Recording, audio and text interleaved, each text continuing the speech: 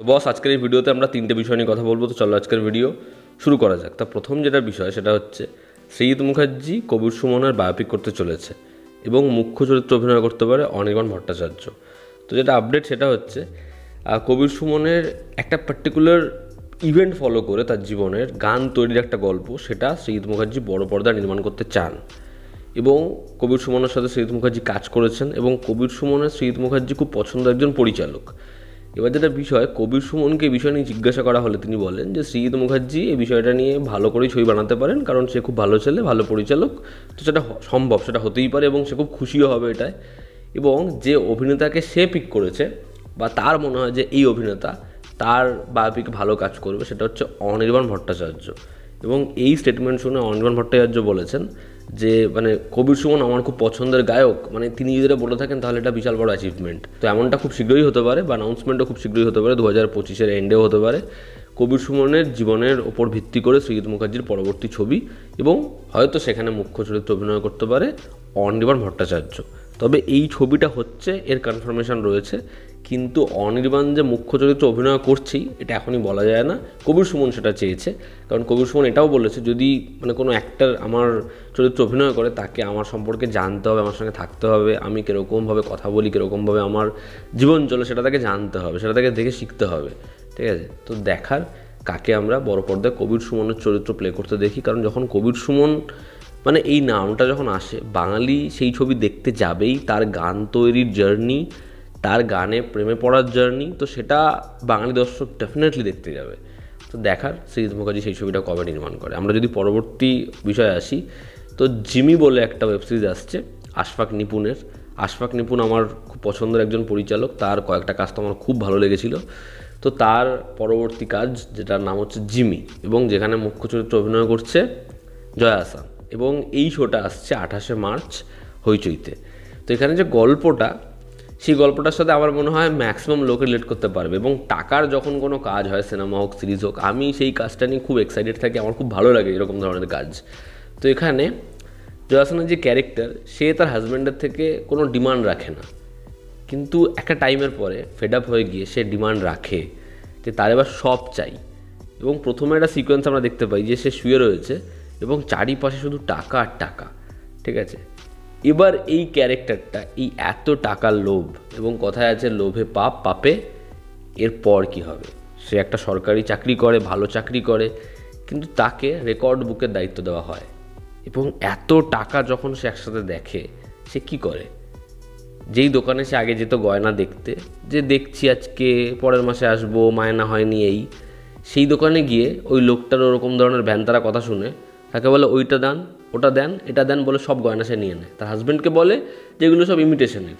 সে এবার জায়গাও কেনে, সে এবার একটা পুল সাইডে গিয়ে হাজব্যান্ডের সাথে সময়ও কাটায়।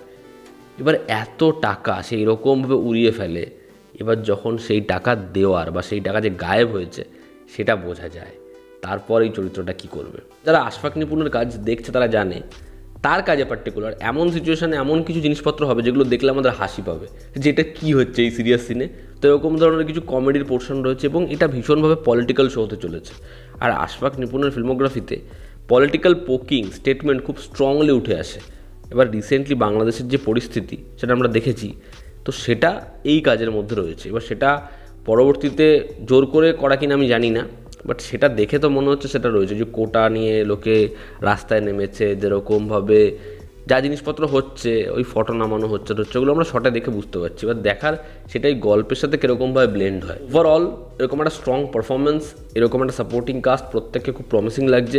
এরকম একটা টাকা নিয়ে প্লট, এবং যেটাতে আমার মনে হয় সাধারণ মানুষ খুব অ্যাট্রাক্টেড হয়। আর এর লুক অ্যান্ড ফিল থেকে শুরু করে যে সাবজেক্ট, সেটা খুব প্রমিসিং লাগছে। দেখার কাজটা হয় কেমন, আমি কাজটার জন্য ডেফিনেটলি এক্সাইটেড।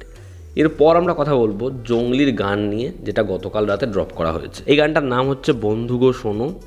এই গানটার মিউজিক করেছে ইমরান মাহমুদুল এবং গানটা গেয়েছে সে এবং কণা।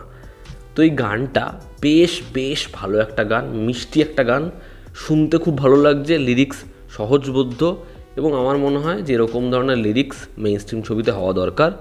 ভালো লাগছে গানটা শুনতে, এবং গানটার মধ্যে একটা মিষ্টিত্ব রয়েছে, একটা সুন্দর প্রেম হয় না, যার মধ্যে একটা ইনোসেন্ট দিক রয়েছে, যার মধ্যে বোকা বোকা ভাব রয়েছে, সেটা রয়েছে। এবং এখানে বাবলি আর সিয়ামকে দেখতে খুব ভালো লাগছে, খুব মিষ্টি লাগছে, দুজনের কেমিস্ট্রিটা ওয়ার্ক করছে। যে লোকেশন সেগুলো সাদামাটা, আর প্রেম তো সাদামাটা লোকেশানে যদি মুহূর্তগুলো ধরতে পারে ওর থেকে বেটার প্রেম হয় না। কনসা প্রেম ভাবলেও ফরেন হয়ে যায়, যেটা এখন হচ্ছে না, ভালো লাগছে। তো সেই জিনিসটা এই গানটার মধ্যে রয়েছে। সিয়ামকে দেখতে ভালো লাগছে, বাবলিকে দেখতে ভালো লাগছে।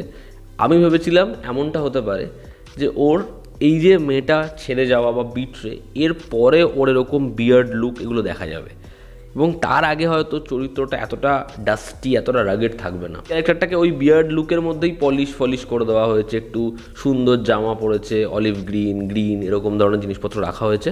তবে আমার মনে হয় যদি ক্যারেক্টারটাকে ক্লিন শেভ বা একটু অন্য লুকে আগে রাখা হতো, এবং এই ব্রেকআপটা তাকে এরকমভাবে এফেক্ট করলো যে এই চরিত্রটা আগের মতো গোছানো নেই, সেই কারণেই তো এরকম ধরনের ছবির ওই লুকটা চেঞ্জ হয়, যে আগের মতো গোছানো, আগের মতো নিজেকে খুব মেনটেন করা, ওগুলো আর করা হয় না।